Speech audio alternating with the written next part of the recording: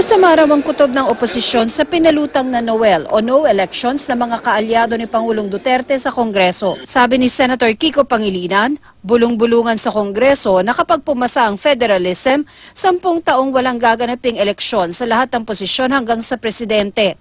Ang mga posisyon ng mga lokal na opisyal, itatalaga raw ng Pangulo. Pero itinanggi ito ng palasyo. On the possible term extension, he has said it before.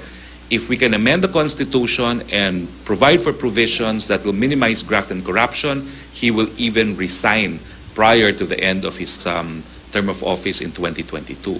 So the President is considering shortening his term, but has definitely rejected even the idea of prolonging his term.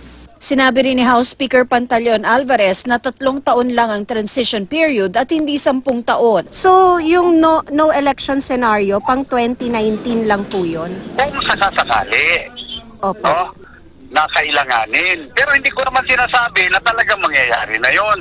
Ang prioridad daw ng Kongreso sa pagbabalik nito sa sesyon ngayong buwan ay ang pag-convene sa isang Constituent Assembly o CONAS para baguhin ang saligang batas para sa isang federal form of government. Ang balak, matapos ang bagong saligang batas at maisabay ang plebisito para sa ratifikasyon nito sa barangay election sa May 8.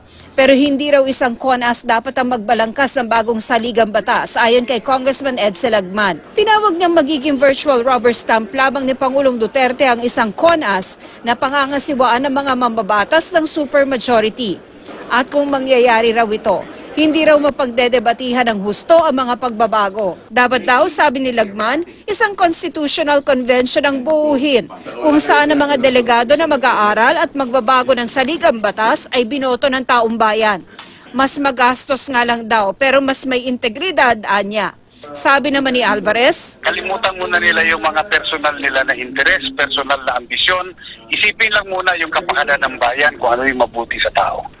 Tina Panganiban Perez, GMA News.